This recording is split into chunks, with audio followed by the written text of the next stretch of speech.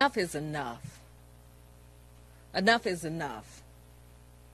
We have talked about this movement that's happening across America in this moment in time where we have the ears and the interest of people across this country and across this globe who are saying they want to see change. But the difference in this moment in time with the civil rights movement, there was a defined common enemy. So we're fighting the enemy within when we are shooting each other up on our streets in this city, and you shot and killed a baby. And it wasn't one shooter, there were at least two shooters. An 8-year-old baby. If you want people to take us seriously, and you don't want us to lose this movement, then we can't lose each other. Hey, what's going on, fam? So another quick video. That clip y'all just saw was, of course, of Biscuit, or Keisha Biscuit Bottoms, spouting black on black crime talking points. And as you guys know, in a recent video, I already debunked the black on black crime talking points when Joyce Twatkins was repeating them. And of course, now she's doing the same thing, blaming the whole black community, using the respectability talking points. We can't damage the movement if we killing each other. If we killing each other, we discredit the movement, blah, blah, blah, blah, blah. And fam, I already talked about how and why black on black crime is a dangerous, non-credible talking point. But let me say this before I get into some of that again. It's fine to mourn the murder of an 8-year-old child. It's fine to be upset about that. I completely agree. I don't think that anybody should not be able to just drive around with their child and not have to fear for that. I think anybody should be able to just drive around with their child and not have to fear for their life or their child's life. I understand being upset about the death of an 8-year-old child, the senseless death of an 8-year-old child. So I'm not discrediting that or discounting that at all. However, just because you're upset about the death of an 8-year-old child doesn't then permit you to spout talking points that put other 8-year-old black children and other black people, period, in danger. I already talked about in my black on black crime video recently how the narrative puts black people in danger. But I'm going to get into some of that again just shortly here. Since Keisha Bottoms spouted those talking points, I need to address them in this video. First of all, we already know that every so-called race or ethnicity kills members of their own race or ethnicity more than they kill members of other races. Chinese people in China kill more other Chinese people than they're going to kill Americans. And it's the same thing in America, even though we're all in the same country. America is still largely segregated. So black people mostly kill black people. White people mostly kill white people. Asians mostly kill other Asians in America. Every race. So that's not uncommon. Most crimes, especially violent crimes like murder, are proximity crimes, meaning you commit them against people who are near you, people who are in your community, people who you can quickly access. Also, a lot of times, if they're not economically motivated, they're passion motivated. So you kill your wife for cheating on you, or you kill your husband for insurance money, or whatever. So all people are more likely to kill members of their own race than a member of another race. That's not uncommon or unique to black people. And then we also know, because of sociological study after sociological study, that when you have higher rates of poverty, which white supremacy intentionally economically deprives black people, that raises the crime rate. So black people are already more likely to commit crimes against each other because all people do that. And then you're raising the likelihood of black people committing crimes, period, by putting them in an economically deprived situation. And we all know for other countries like Mexico or many countries in Africa or even in India, Where there's poverty, the rates of crime are higher all over the planet. And it's not specific to black people all over the planet. It's not specific to Hispanic or Latino people all over the planet. It's not specific to white people all over the planet. There are plenty of white people, especially in America, like the Irish and the Italians, who when they came here and they were poor because they were not considered white, they were criminals. That's why we had the mafia and the mob and all of this stuff due to economic deprivation.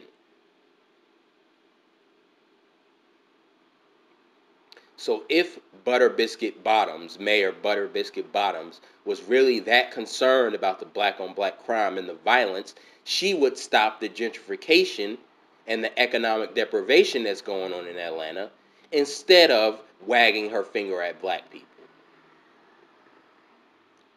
Not only that, when you spout these narratives, as I've already discussed, it's only because it's untrue and not based in fact.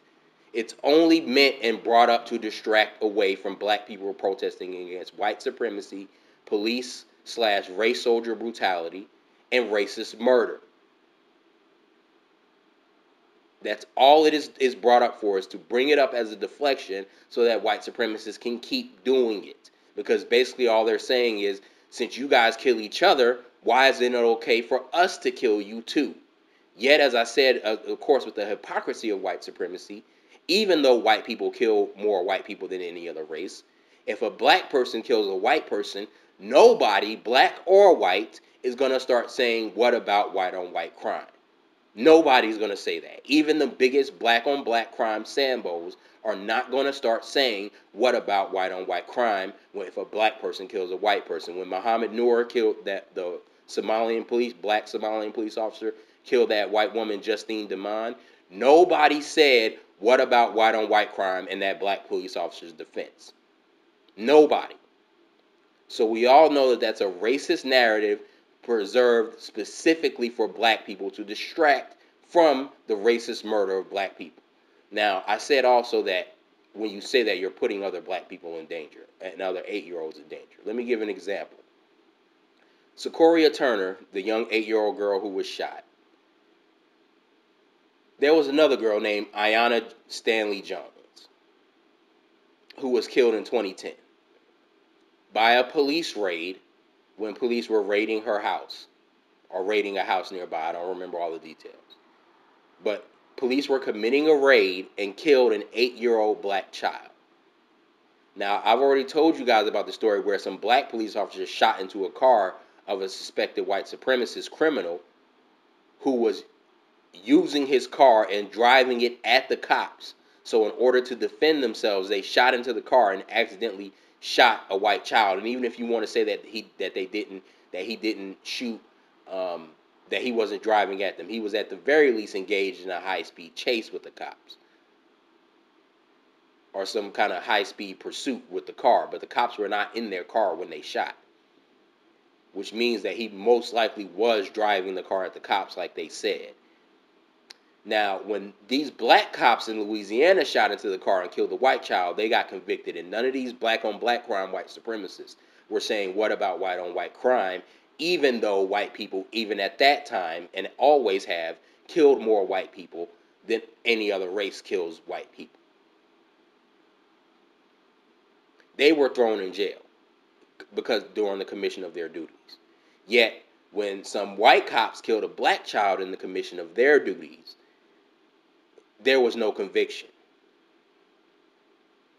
And part of that is empowered and enabled by the Sambos and the white supremacists who always bring up what about black on black crime to deflect from the fact and justify the fact that they are killing black people unjustly.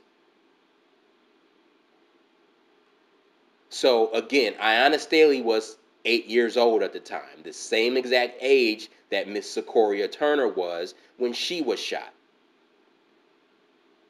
Tamir Rice, when he was killed, that is more of the police brutality that black people are protesting and are fighting against.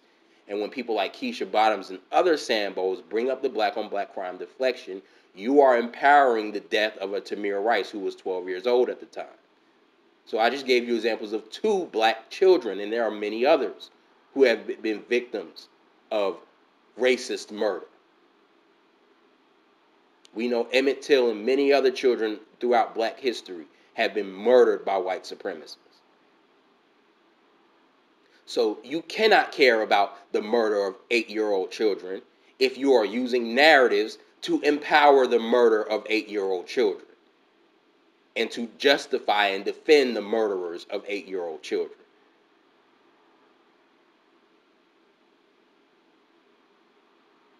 Not only that, there's a lot of assumption that these people were black. We don't know that these people were black. Maybe they're saying they're black because the witnesses, because the mother and the boyfriend were driving the child around near the Wendy's that Rayshard Brooks got killed at. Allegedly, when these people shot, they said that one of them was wearing all black, so I don't know how you could tell whether or not he was black. But then they said the other one was wearing a white t-shirt.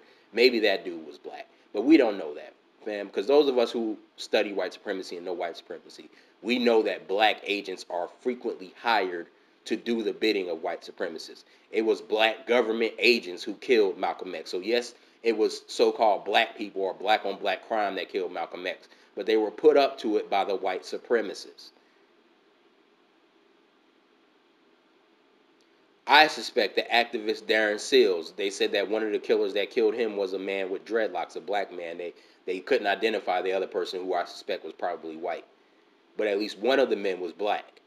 How do we know, especially since these police who have cameras and who were able to find protesters based on social media who were burning down police cars and who can do all kind of super investigative work to find criminals? They done found all kind of looters using all kind of sophisticated methods, but they can't find these killers who kill people in broad daylight. So they couldn't find Darren Seals' killer, even though if I can go up and run up in a white person's house and murder the whole family, and if I leave a fiber, if I leave a hair in that house, the white supremacists can track me down. The police can track me down. But all of a sudden, they're incompetent, and they're Keystone cops when it comes to finding some of these people who have killed black people and have killed black activists. So number one, and then not only that, we know that a lot of white supremacists have been caught on film doing drive-bys and stuff in places like Chicago. We have black people reporting that sometimes they see white people running through Chicago doing these drive-bys because they know it will be blamed on black people. So how do we know that these were even black people who shot into this car? Even if they were black people, how do we know that they were not hired by police or white supremacists or some combination of both, or put up to it by them to do a murder so that the white supremacists could run with the black-on-black crime narrative? Because they use that and depend on that narrative in order to cover and justify their anti-black racist murders. But let's say that everything I'm saying is conspiracy theories and these were just some random black dude shooting up into the car. Again, if you really want to stop black people from being this way and doing this stuff and reduce the commonality of this, fix the socioeconomic and white supremacy that is causing these situations, that is creating the environment for black people to be that way. And no, even if you do fix the economics and fix the socioeconomic environment, no, you will not totally eliminate it, but yes, you will significantly reduce it, because as is shown by studies, when the crime is reduced, the poverty is reduced. But let's look at another example. Black people, middle and upper income black people, commit less crime than middle and upper income white people. So for the black people who are already doing economically better, they are less likely to commit crimes than white people who are doing economically better. So we know for a fact that not only people of any race, their crime reduces when you reduce the poverty, but we have direct evidence of black people in particular, when their crime is reduced, when their economic situation is improved, they are less likely to be criminal than white people who have an economically improved situation. So again, fam, Butter Biscuit Keisha is at it again, spreading the white supremacist narratives. And this is why I warn people about these strategies that tell you to support local politicians, just don't support national ones. It's a suicidal, idiotic strategy, because as we can see from Keisha Bottoms, from the local up to the national, there's nobody on the down ballot for 98% of black people for you to vote for. Atlanta is one of the, if not the most blackest city in America. And they still have a mayor, a butter biscuit eating, tap dancing mayor. Let me ask all of you, Keisha Bottoms and all the people who think like her. When the white supremacists did a drive-by in downtown Atlanta that was caught on camera, where was all the outrage and concern that there is for Ayanna Staley? Where was Governor Kemp sending in the National Guard then? And if you guys remember, Governor Kemp tweeted this, so if it's a lie, Governor Kemp told it, that Keisha Bottoms called him, and this is before even the Rayshard Brooks killing. Keisha Bottoms called him and asked him to bring in the National Guard on black people because of the protests. He said that, so if it's a lie, he told it, and Keisha Bottoms, she's out here letting a prominent national politician like Governor Kemp lie on her when she's another prominent national politician. Now, we know Keisha Bottoms has no problem calling out Trump, so why didn't she call out Governor Kemp for lying on her if it was a lie? And the reason why I'm saying that is because I know some of the Keisha Bottoms will jump on here. Oh, that's not true. She didn't ask the National Guard. She didn't call Governor Kemp and ask him for the National Guard. Well, why didn't she call him out? Why didn't she correct the record? Why is she letting a well-known politician lie on her and damage her reputation? So none of this energy, none of this National Guard energy was there when white supremacists were doing drive-bys in downtown Atlanta, who they still haven't caught in broad daylight.